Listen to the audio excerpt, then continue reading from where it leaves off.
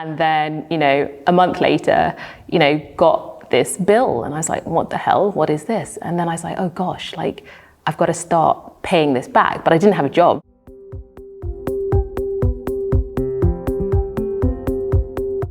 Hi, I'm Ayesha Ofori, founder and CEO of Propel. So I'm founder and CEO of Propel. Before that, I was a banker for about 10 years.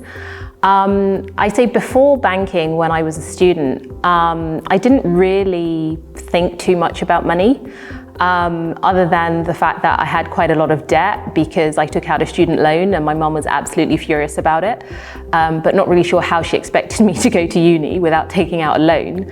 But money wasn't really something that I thought about. We had enough to kind of get by. We weren't particularly wealthy, but it was enough, to get by. My mum worked really, really hard. She had, multiple jobs so that she could send me and my sister to the best schools. And I guess I was just fortunate. Now thinking about it, money wasn't really a thing that was top of mind for me. So I guess, that makes me quite fortunate. So I guess my first sort of memory of having what I call money of my own, although it technically wasn't really my own, was when I was at university. I think it was Freshers Week, and one of the high street banks sort of came onto campus and they were giving out or encouraging people to sign up to credit cards. Encouraging is probably the wrong word, but they were giving you lots of things if you sort of sign up. And I was like, oh my gosh, I've never had a credit card before. This is amazing. I'm an adult now, I'm at uni. So I signed up for this credit card, never having one before. I think it had a credit limit of about £500. And I was like, oh my gosh, what am I going to do with this money? So I went to Tiffany's and I bought a necklace, spent all the money on this necklace, which I absolutely loved. It was, in fact, I got a necklace and a bracelet. It was the sort of the toggle thing with the heart, which was quite popular back in the day. And, was loving my necklace, didn't really think anything of it. And then, a month later, got this bill and I was like, what the hell? What is this? And then I was like, oh gosh, I've got to start paying this back, but I didn't have a job. The money that I had, I'd have to sort of just go to my mom or sometimes my dad and sort of say, oh, can I have some money? And I was like, okay, how the hell am I going to start paying off this credit card debt? If I go to them and told them that I took out a credit card and blew it all in a necklace, let's just say they're not going to be impressed. In the end, I actually did have to go to my dad. Went to my dad, definitely not my mum, and sort of explained that there was a little issue and, I had to pay this thing off and could he help? And luckily he did. My investment journey started what I think is quite late. I started off in investment banking after university, so was relatively well paid. But in all honesty, I lived well, so I had a good lifestyle. I bought nice clothes, nice handbags and things, so wasn't really saving. As I mentioned, money and saving and investing wasn't really something that I consciously thought about. So money came in and I spent it and it went out again. And then after business school, I went back into banking and joined Goldman Sachs as a wealth manager. So I'd say that was the first time that I started to really think about investing, because my job was to manage the wealth of the richest people in the country. And just because I was doing it for other people every day, I started to think about my own money and was sort of like, oh wow, here I am every day investing for these people, helping them to build wealth and financial security. What the hell am I doing for myself? And at that point, I wasn't doing anything. I was out of the habit of, just buying things for the sake of it. So I was starting to save a bit of money, but it was just sat in cash. And, as a banker, I knew that the last place my money should be is in the bank in cash. But I still wasn't doing anything with it. And I'd say it wasn't until I met my boyfriend at the time, who's now my husband, and sort of said to him one day, what are you doing with your money? And his money was also sat in cash. And I said to him, this is ridiculous. We're both bankers. We know that's not where our money should be. Like, we need to start investing. And he said, fine, go away, come up with some ideas. And initially I sort of went away and came up with a nice diversified portfolio that had, a little bit of this, a little bit of that. And he basically said, is that suitable for us? And when I thought about it, I said, we're in what I call, wealth creation mode. We're trying to build wealth. We were relatively young, so we were at a point where we could take on more risk. So I sort of said to myself, actually, he's right. That sort of mix of assets isn't really appropriate for either of us, given kind of where we are and what we're trying to do.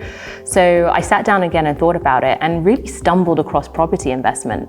And yeah, that was the beginning of, I'd say, what really sort of changed my life when it came to investing. Long story short, went pretty full in on property investing at that point, built up quite a sizable property portfolio. And ironically, that's the thing that I would say that gave me, financial freedom. It wasn't working. It wasn't, being a banker, which a lot of people assume, oh, you're a banker, so you're super rich and wealthy and that's where all your money's come from. Like, not at all. I was able to use some of my salary to start investing, but it's the actual investments that I made that allowed me to be in the position that I am today. In terms of sort of like, where do I go, or where did I go to get ideas for sort of investing or financial advice? Honestly, it was self-taught. Given that I was a wealth manager, I knew a lot of things anyway because I learned it, doing that for other people. I was picking things up.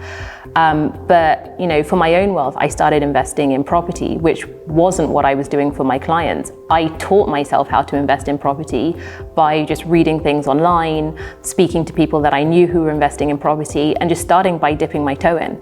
So I started by investing small, learning. I definitely made mistakes, but for me, I'm happy to make mistakes as long as I'm learning. And because I started small, any money that I could have lost wouldn't have been the end of the world. And then as I became more and more confident and I knew what I was doing, then I started to invest more and more.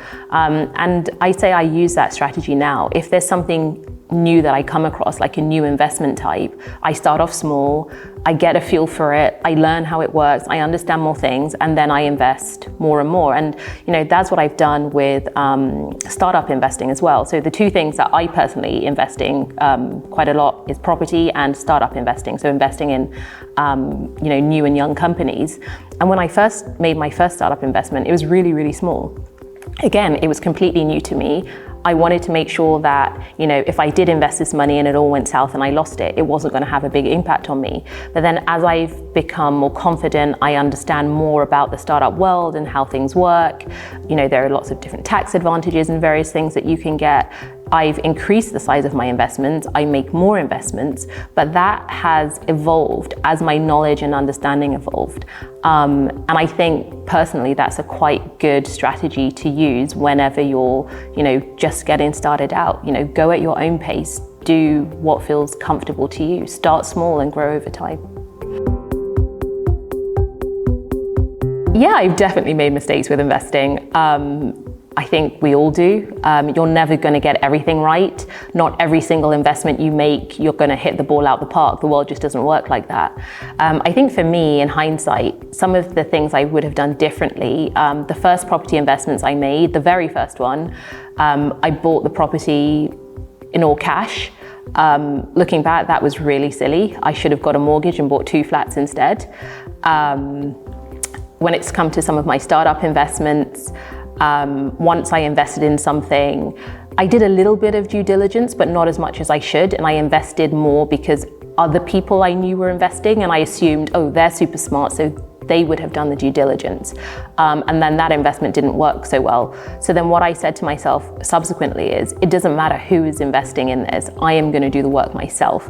I am going to do the due diligence, make sure that I'm comfortable with everything, and then I'm going to move forward.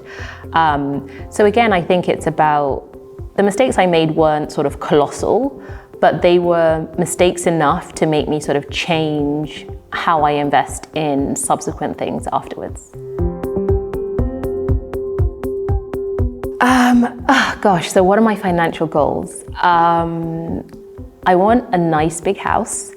It's really funny because at the moment I live in a flat which we rent, and my mum always says to me, why the hell do you live in a place that you rent and you don't own your own home?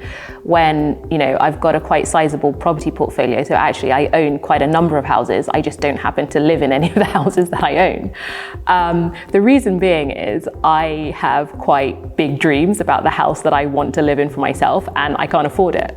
So I'd rather stay where I am until I can afford the house that I want. And yeah, so I'm working towards that. My husband's completely different. He's very happy with where we are, and he's sort of like, why do we need to live in a big house? Like, what on earth would we do with all that space? And I'm like, I can definitely find things to do with those rooms. What are my other goals? I want to continue to build generational wealth, to build something for my children so that regardless of kind of what happens to them, they will always be financially secure. I've already started to do that, and I want to continue to do that, but not just for my children as well. It'd be great if I could get to a position where I can help people in my wider family as well. I think if you can help others around you, is absolutely something that you should do.